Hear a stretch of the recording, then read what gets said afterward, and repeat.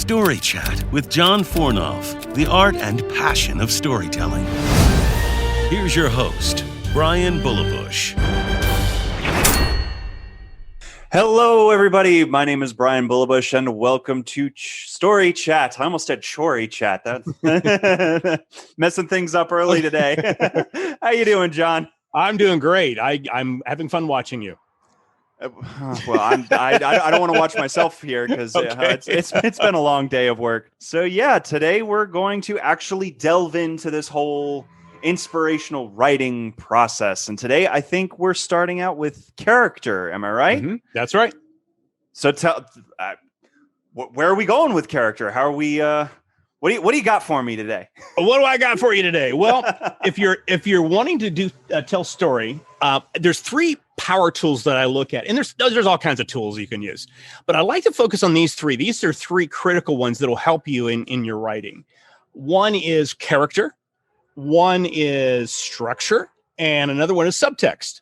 And so today we're going to focus on character, and character is it's the protagonist of your story, it's the hero of the story.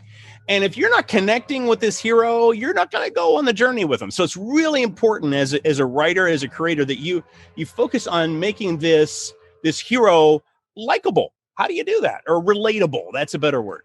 And so we're going to talk about how to do that. And then in the coming weeks, we'll talk about structure. And we'll talk about, it sounds really boring. Yes.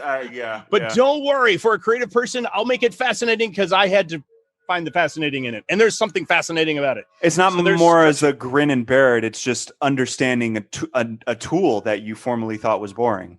Exactly. I'll give you a sneak peek. Uh-oh. As creative people, we like to be in the flow. We like to be, I can go here, I can go there. I can be an amoeba of creativity going everywhere at once, which... that's wonderful. That's nice. You have all the creativity, but a river without banks is a disaster. So what structure does, it gives you banks for your river to flow. So you're flowing with power and with purpose and with direction. And so that's what structure does. And then we'll talk about subtext. Subtext is, here's what I'm saying. Here's what I'm really saying. Here's the caption below it. We don't have the caption below it, but we know it in here. Oh, that's what they're really saying. That's what makes rich writing. And that's something that's lacking in a lot of stuff out there. So subtext is kind of like the dialogue episode without actually being the dialogue episode. It's taking dialogue a step further. It's exploring what's really going on behind the dialogue or under the dialogue. It's what's called subtext. Yeah. What's really, like, for instance, you have a guy say, I love you to this girl, and you know he does not love her. It's just the opposite. I hate you. And you know, what's really being said under the surface there, kind of thing. So we'll talk about that, but that's coming up. Today, we're going to talk about character. So let's do it. Are you there? I am. I'm waiting studiously, waiting patiently for what's going on. That was your stunned look. It's like, I just can't wait to hear what John's going to say next. I am just stunned. Okay. Now here's a question. You mentioned I think the protagonist, your main character. Yes. Is the advice for this episode apply for all of characters, side characters, villains, obviously main characters, because you said just any tertiary character, or are you going after the protagonist specifically in this episode? We'll focus on the protagonist because not everybody has to be quote unquote relatable or likable. Actually, hold on. Let me rephrase that. I think the best, I'll rephrase that. Rewind. Okay, I think actually every character needs to be relatable in one way or another, even the villain. I think some of the best villains are in, like, Spider-Man. I remember the more of the early versions of Spider-Man, the movies. Is the villains were villains, but you know what? You watch the villains, like, oh, I see why they got that way. I don't agree with other conclusion, like blowing up the world is not a good way to solve your interpersonal crises. All right, just advising that. So, but you can see how that was that. I was convinced. So the thing I love about the villains in Spider-Man and other projects, but I'm focusing on that right now, is, I wouldn't have gone that way, but I can see why you got that way. He's wrong, but he's got a point. Yes. If I went through that, I would be tempted to grow spider legs and do all kinds of weird stuff too. Maybe, I can see how you got there. So I think all the characters need to be relatable. Yes. Not all of them need to be likable, but but does your protagonist even need to be likable? No. That is what a wonderful, insightful question. That's cool. And by the way, to let you know at home, we don't practice ahead of time. We're just like, Bryan just kind of wings it. I saw he's got questions ready to go, but he didn't tell me what they are. So what are you talking about? I am totally not reading a script. Your cue card. No, they don't have to be likable. Here's a good example. Do not watch this movie. All right, so there's my okay. There's a movie. I'll just say it's a Jack Nicholson movie. I'll say that. And in this is going to be terrible to some of you. Okay, so just brace yourself. I am bracing. Hope you're bracing. Breath. All right. So here's a character. So you're coming up with a character. Okay, here is a character who is not likable. Not as you would meet him on the road. Okay, so here he is in his apartment. Complex. He just walked into the hallway of the apartment, and this is the opening scene of the movie. And there's this little dog going, kind of like walking around. He goes, "Oh, Bucci, come here." Those dogs are kind of like they're all like all mouth and four little legs, like that kind of thing. Little rat dogs. Yeah, exactly. Urgh. They're like overgrown rodents. Okay, so he says, "Come here, little Poochie. Come here." And he picks up the little Poochie and pets him, And then he opens up the garbage chute and throws him down. It's like, what did he just do? It's like, now, we know this guy is not a, quote, likable guy, but there's something likable about what he did, because especially if you don't like those little rodent kind of animals. I know if you have a little pooch at home, I'm sorry I've offended you, but just work with me here. It's the sense that you don't necessarily want this guy for your neighbor, all right? But there's something you relate to him. I always wanted to do that, So here's some key things about a character. So your character does not have to be likable. That's the question. No, he does not have to be likable. But he's got to be somehow relatable. Somehow, I know my cousin is just like this guy. Or, I'm a little bit like that guy. That kind of thing. So somehow relatable.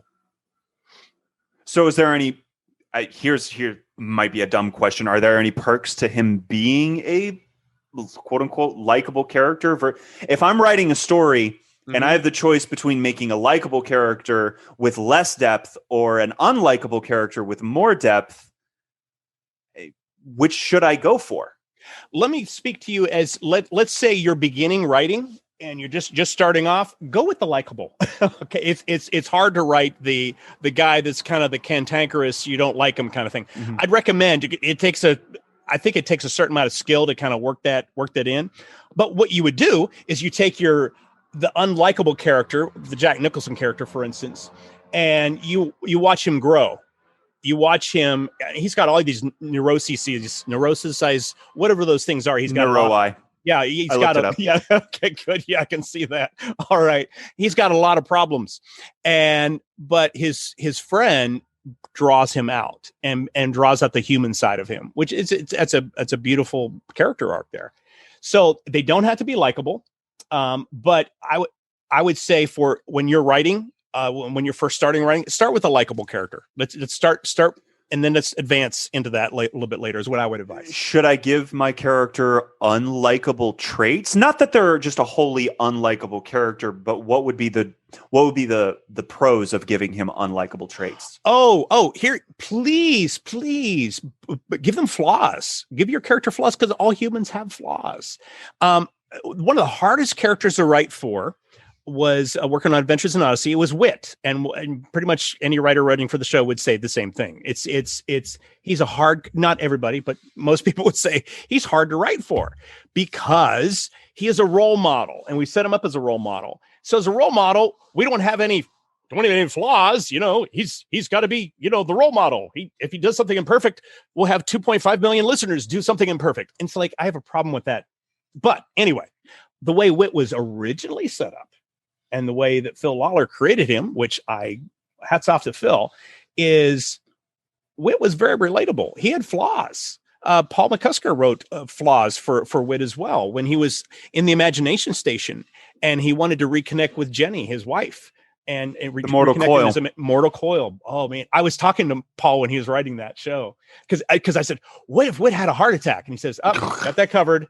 I'm working on that." Okay, all right. I will say there are very few Adventures in Odyssey episodes that I will actively not listen to. Mm-hmm. Those two are one of them. Really? Those two are two of them. I had a really hard time growing up listening to those two episodes because they affected me that deeply, especially the Eugene part of it. Oh man, there's some it's beautifully written, but in that one, Whit has flaws, and so whatever your character is, they've got to have some kind of flaws. In fact, that flaw might be blinding them from what they need for their quest.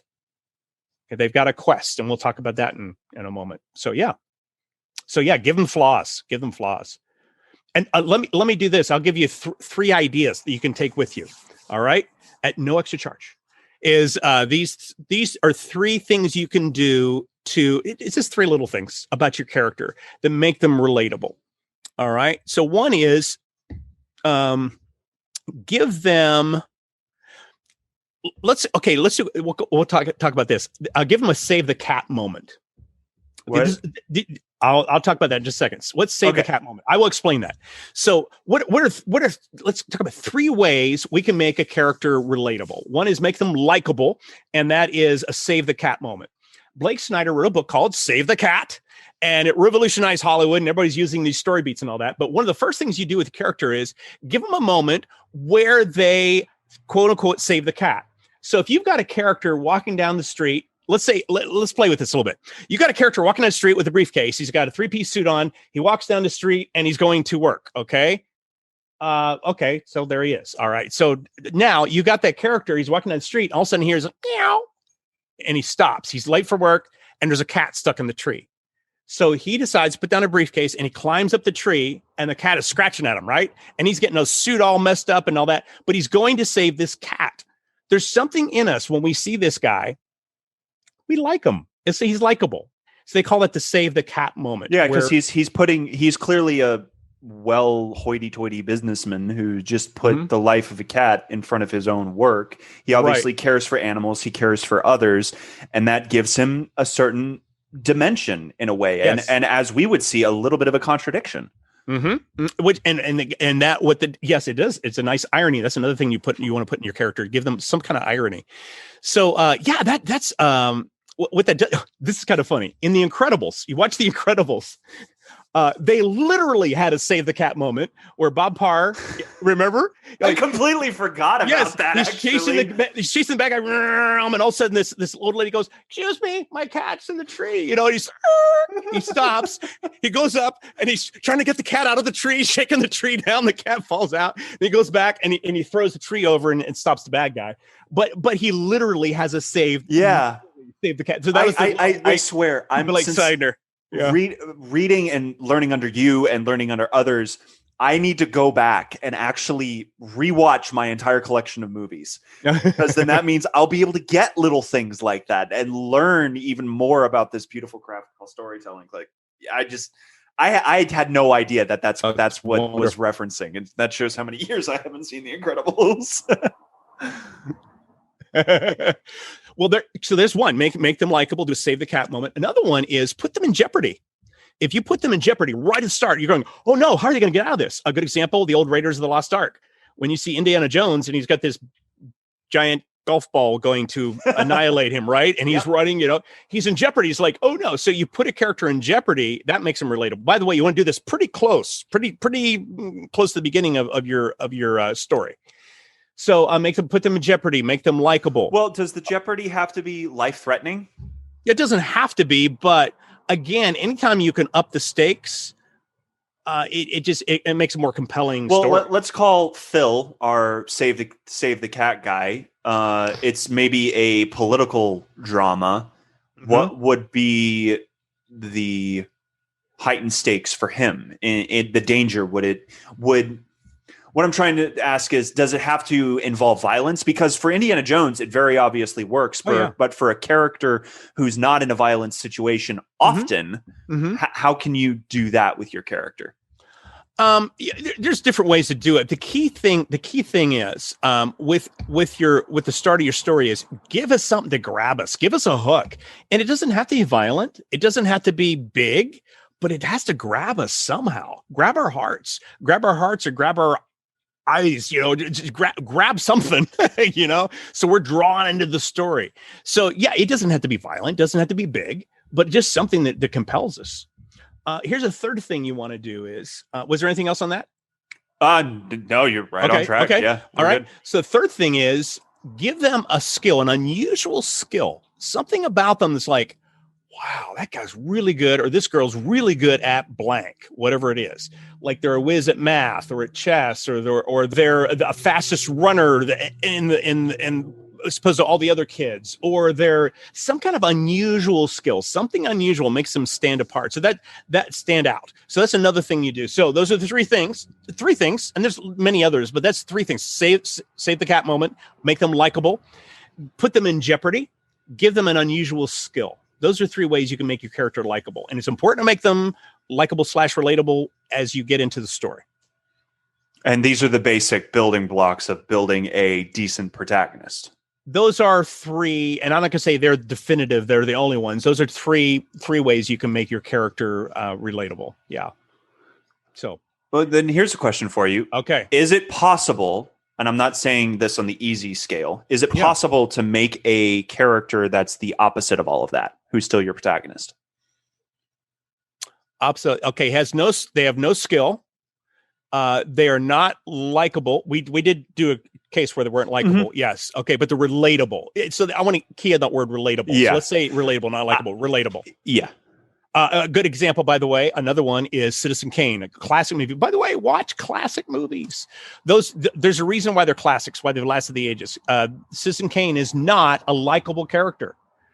He is a self-centered kind of guy, and he's the hero we follow from the very beginning. He's not likable, but he's relatable. It's like, oh, I see where he is. Okay, so there we go. So you could have a character that's not relatable, doesn't have any skill, and let's see here. They don't have a save the cat moment. Yeah, but I don't think that's going to work. You got to have one of those in there. Okay. You got to have some reason to watch this. And by the way, why it is so critical. So if your character is not relatable, doesn't have a skill, and is not in jeopardy, give me something, give me something compelling there, So yeah, you got to have something there.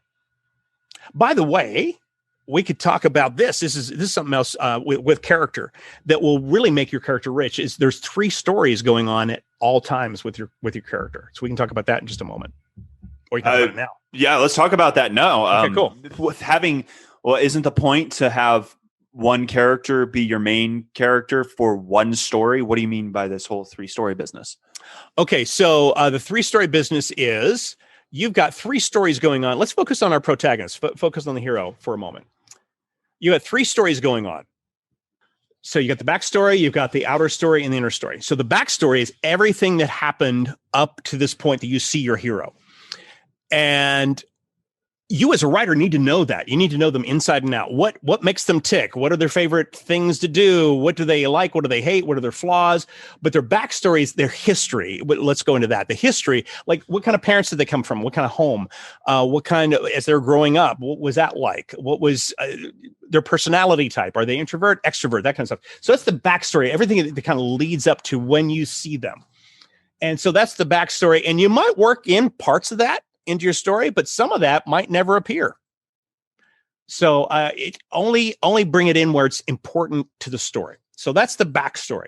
Now you got your outer story. That's what you see happening on the screen. So it's like the 3 Little Pigs. So 3 Little Pigs are actually a triple protagonist. So it's a little tricky. So it's really complicated. Well, it's realistically in the lens of, from what I've always gotten from the lens of the reader, it's always kind of one character in a way where they were stupid twice and then they were smart the third time. Yeah. So it's really the It's- same character in a way. Yeah, you see him as a collective pig. All Yeah. right. So, all right. Collective So there you pig. go. A collective pig. Three That's parts a of big this pig. Oh, it's a big pig. That's right. So anyway, so we've got this protagonist here has an outer story. They've got to fight against the big bad wolf. Okay, there's obviously the house of sticks, house of straw, house of sticks, house of bricks, and then the wolf comes down the chimney, and they all the story. I don't want to spoil it for you. Okay. So. No, That's they the story get of the eaten. three- Don't, please. I'm not going to tell you. You just have to read the book yourself. Okay. So there you go. So that's the outer story. Now, something that we haven't gotten into in that story is the inner story. What's really going on in here? What's the true story? And what's going on inside the collective pig? Why are they in this bacon? I would assume. Oh, okay, there you go. But there's something in them that's going on inside them. That's now, here's another way of putting it. The outside story is here's what they want. Okay, and that's important for your story. That's really important. Your character wants this thing more than anything else. They want this. That's really important because if they don't have a compelling, I've got to, you don't have a story. So make sure they've got a quest. They've got to get this something, and it could be life and death stakes. It could be, oh no, give me a compelling. They've got to get something. Okay. To maybe lean into your analogy a little bit further. What about the story of Cinderella? She wants to go to the ball. She wants to have a good time and the night, but then she's got that internal struggle going on as well. Right. And and people might argue with me on that one because you just threw it at me. But I would say she's got the outer struggle is she wants to go to the ball. That's her outer story. Her inner struggle is she needs to have an inner confidence. She needs to believe in herself. She needs to have self-esteem. She needs to respect herself. Others don't respect her. She's got to respect herself. So I kind of put that in there. I don't know if you agree or not, but you actually. I mean, it's a fairy tale. There is evidence of that, whether if that was the original intent or not. Sure. But what you're seeing here, whether you agree with me or not, look, you've got the outer story. That's what they want. The inner story is what they need to get what they want. Luke Skywalker, he wants to get off Tatooine, right? He wants to live out there and be a pilot. All right. That's what he wants. What's he need? He needs to believe in the Force. He needs to believe in himself and in the Force. So there's something about the outer story and the inner story. And that's what makes a rich story is you've got something outer and you got something inner. And yeah. And it's sort of like, I would say, we'll talk about the spiritual stuff in just a moment, is just for a moment here, is I think in our quest, there's something we always want out of, I want a spouse, I want a car, I want financial freedom, I want something. That's something we want. But in our quest to get what we want, there's something we need before we get what we want. We need to develop something inside us so we can handle the want when we get what we want. And I think there's things at play that help us grow through that. So there we go. You were talking about how they relate to each other. How does that relate to the third story, the backstory? How does the backstory relate to that other than some of the more obvious ways? The backstory is just, it's pretty much information. It's like bullet points. And maybe that's kind of crude. It's their story. It's their story leading up to. And when you look at that story, sometimes you can draw that into your main story. You can kind of work it in there. You don't put their backstory all up on the screen all at once. It's just that's boring. All right. But if there's something fascinating, like a little tidbit you can work in, you can weave in, go for it.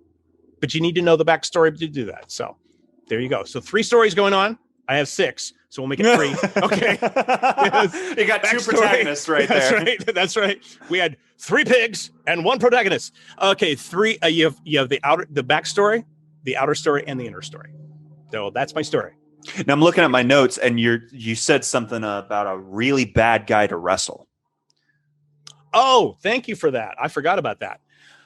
That's something that comes in. Sorry, that comes into the outer story, and and if you're really good, from what I assume, really delves into the inner story is just having someone to really grab both of those in the character and really wrestle with them.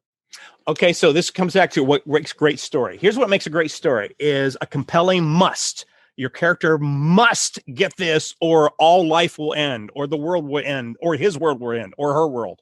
All right, so there's a compelling must. against that compel. I've got to get this. Now you have to have somebody opposing that character. And the stronger that antagonist is, that villain, the antagonistic force, whatever it is they have to overcome, the stronger that is, the more compelling your story. So give us if you got a great guy that you love, you're relatable and all the kind of, give him a bad guy to wrestle with. Mm-hmm. And the badder you make him, which is not correct grammar. I know that. The badder you make him, the better your story. Is it possible to make and the worse your grammar? Apparently, okay, you are now a villain to all grammar Nazis. Oh, there you go. Is it possible to make a villain that is more relatable than the protagonist? I think you're messing with the moral spine when you do that of a story. And the moral spine of a story is very important. It's what is the it's the moral guidelines, the guardrails you have for your story. And I think there is something called the anti-hero that came through the 70s.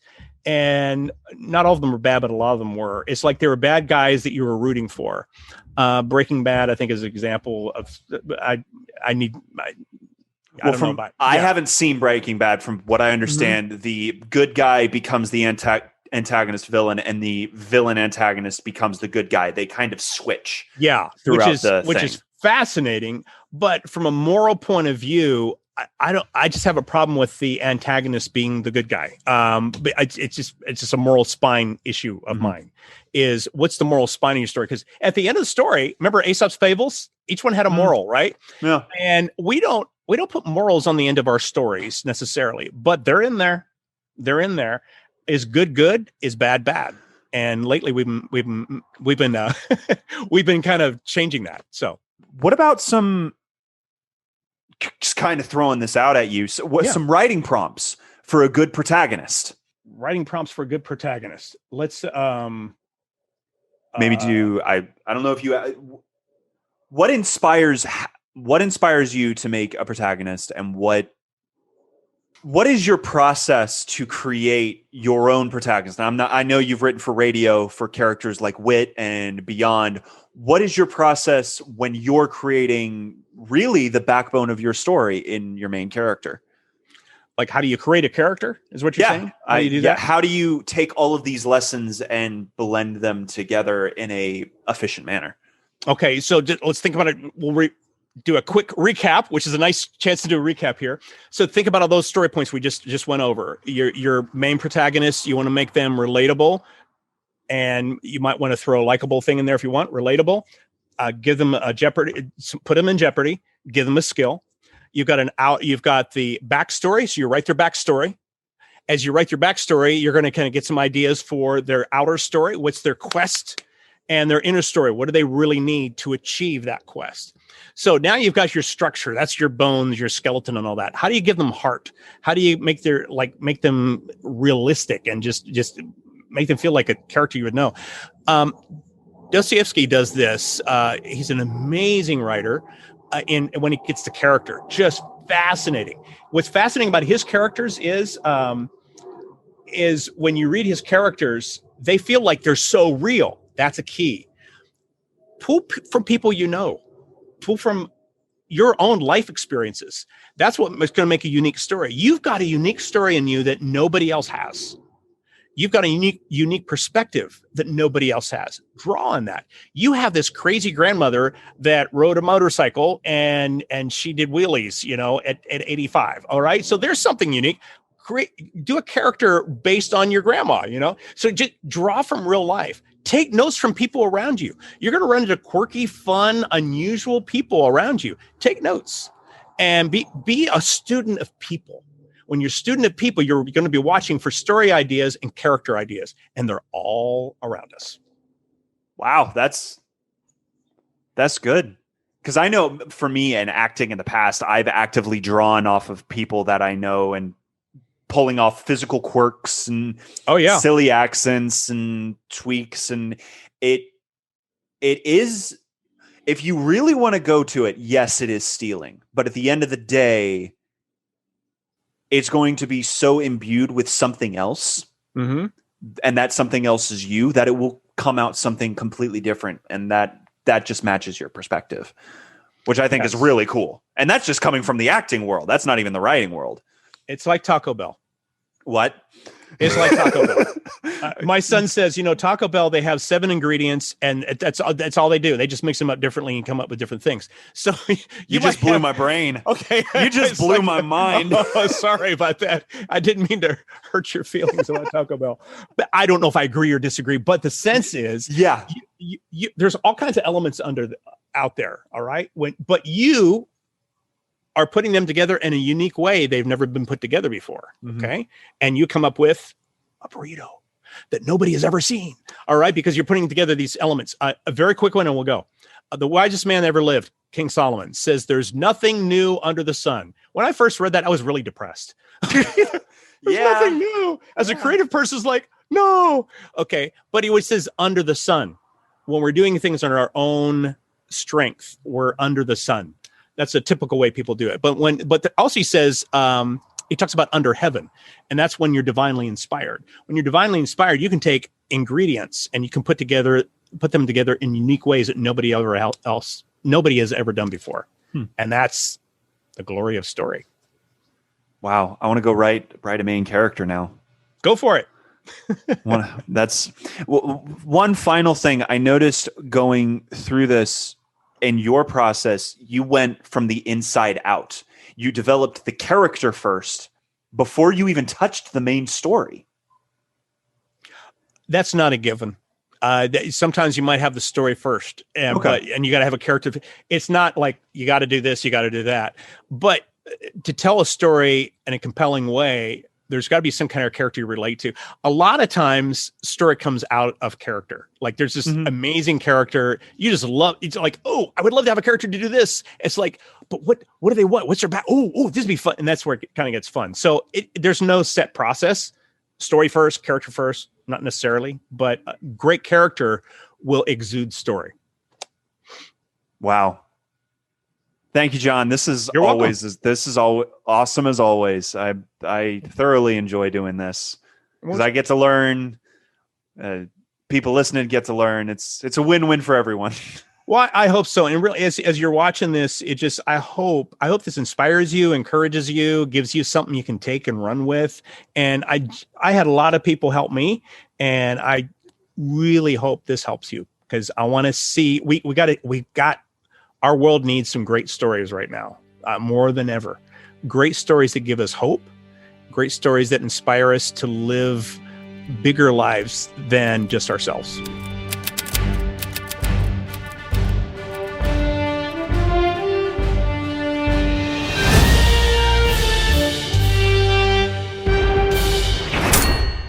Thank you for joining us for this episode of StoryChat.